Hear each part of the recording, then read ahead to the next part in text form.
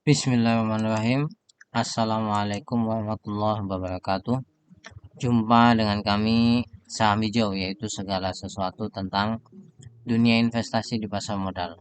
Pada kesempatan kali ini kami akan memberikan rekomendasi saham properti di akhir tahun 2023. Sebelum lebih jauh, jangan lupa untuk subscribe, like, dan komen agar channel kami bisa terus berkembang. Perlu diketahui bahwasanya yang akan kami jelaskan ini adalah properti perumahan, bukan properti kawasan industri atau konstruksi. Jadi patut dibedakan ya antara saham-saham yang kami sajikan ini. Nah, kenapa kok kami sajikan rekomendasi saham properti? Karena suku bunga sedang naik tinggi, maka biasanya yang terdampak buruk adalah saham properti. Yang kedua, dolar naik, maka saham properti biasanya juga akan tertekan karena beberapa perusahaan itu memiliki hutang dolar. Nah, kalau Anda memang investor, maka kan saham properti akan jeblok. Ini saatnya akumulasi jika Anda menjadi investor dalam jangka waktu bulanan. Ya, deretan saham properti yang kami temukan ada BSDE, ada SMRA, ada CTRA, ada DIL, ada LPKR, AC, Dimas, Pawon. Mari kita lihat baik-baik land bank yang dimiliki. Jadi kalau melihat saham properti itu melihat lahan cadangan yang dia miliki itu akan menggambarkan keuntungan di masa depan. Kalau dari daftar ini yang kami dapatkan itu BSD paling tinggi. Jumlah cadangan lahannya itu besar sekali dibandingkan yang lain. Dia sampai 3.848 hektar. Paling kecil adalah Pakuwon 467. Yang lainnya Anda bisa lihat CTRA, kemudian SMRA, kemudian DIT, kemudian ASRI, LPKR, Dimas ya. Ini memiliki lahan-lahan yang cenderung sama, mirip seribuan. Ya, hanya BSD yang sangat tinggi. Nah, ada beberapa saham yang memiliki hutang dolar yang lumayan. Ini berdasarkan CNBC pada 4 Oktober 2023. Mungkin Anda bertanya-tanya, kenapa ASRI kok PBV-nya 0,3? Karena dia punya hutang sampai 3,6 triliun, padahal market cap-nya hanya 3,3 triliun.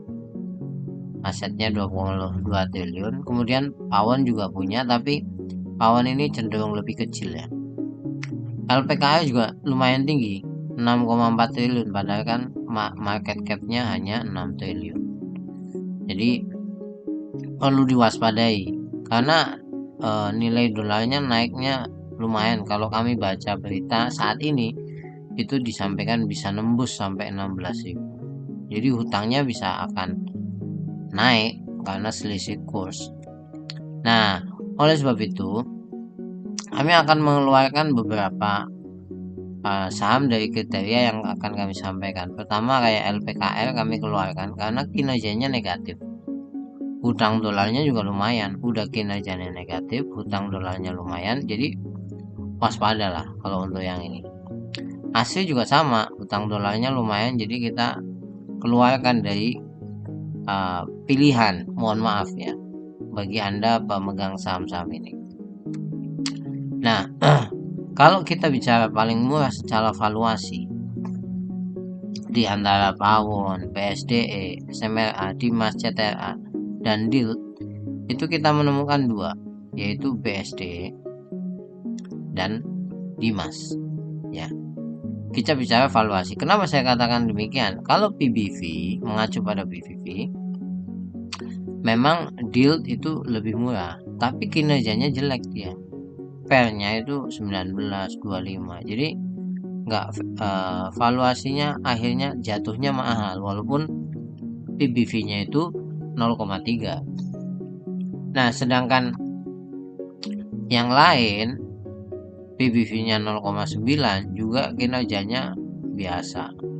Nah, PBV yang masih rendah dengan kinerja bagus itu BSDE. PBV-nya 0,6 tapi PER-nya itu 6,8 ya. Trailing 12 month. Jadi cukup bagus. Nah, Dimas walaupun 1,3 PBV-nya tapi PER-nya juga rendah, masih di angka 7 ya. Jadi dibanding yang lain, dua ini yang paling valuasinya paling oke, BSDE sama Dimas. Mari kita lihat profit yang paling tinggi.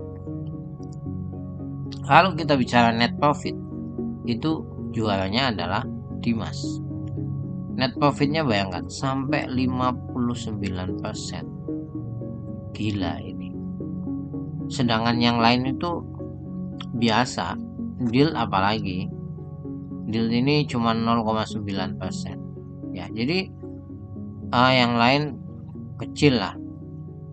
BSDE masih 14%, CTRA 15%, SMR 11%. Yang kedua yang lumayan paling tinggi adalah Pawon, yaitu 33%. Jadi profitnya paling tinggi itu yang pertama Dimas, yang kedua Pawon.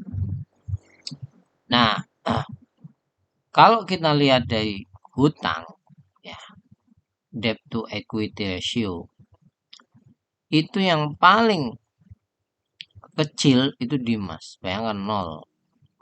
Hebat Dimas itu memang. Kita mengakui luar biasa. Udah kinerjanya bagus, profitnya tinggi, hutangnya nggak ada. Itu Dimas. Nah, yang berikutnya adalah ada namanya Pawon juga lumayan 0,3, PSD juga sama 0,3. Kalau memandang bagian depan tadi ini ya, dari net profit sampai kemudian valuasi, maka di sini antara Pawon dengan BSD saya milih BSD karena beda tipis hutangnya 0,33 0,36. Dengan faktor yang di depan kami jelaskan, BSD lebih oke sama Dimas ya. Nah, tapi kalau kita bicara dividen, ya ini bicara dividen, nggak ada yang mengalahkan namanya Dimas. Dividen emiten properti itu nggak besar, Pawon 1%, ya. BSD 0, CTRA 1,5%, kemudian SMRA 1,3%. Bayangkan Dimas sampai 14%, gila. Makanya perlu diingat, yang ada di Dimas rata-rata itu investor yang pemegang sahamnya. Nanti saya tunjukkan sahamnya itu gitu-gitu aja Dimas itu. Nah, oleh sebab itu pilihan kami jatuh kepada dua. Pertama BSD karena cadangan lahannya luas, kinerjanya bagus. Yang kedua Dimas, kinerjanya bagus, dividen besar. Dimas itu kan net profitnya oke, kemudian labanya keren, earning yieldnya juga tinggi, dividennya juga mantap. Nah, kita lihat ini chartnya.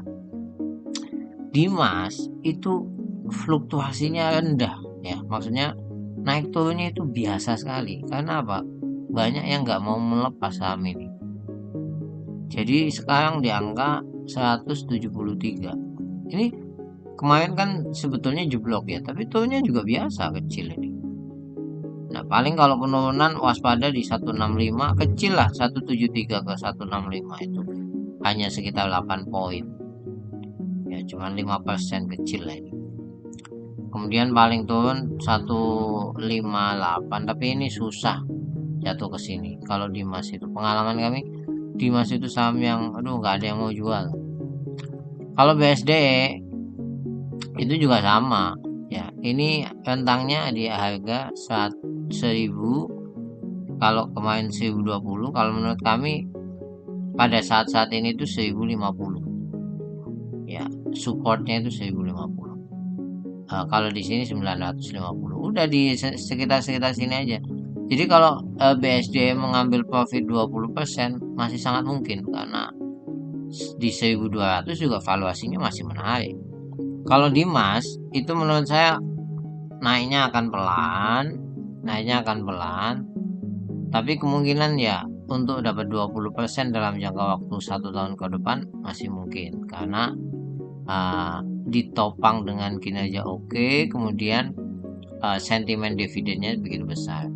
Jadi ini versi pendapat kami, artinya sederhananya gini, kalau Anda mengincar dividen, beli Dimas. Kalau Anda mengincar capital gain, beli BSDE. Ini pendapat kami. Cantumkan di kolom komentar kalau Anda punya usul alasan memilih emiten properti tertentu. Sampai ketemu lagi, jangan lupa untuk subscribe, like, dan komen agar channel kami bisa terus berkembang. Assalamualaikum warahmatullahi wabarakatuh.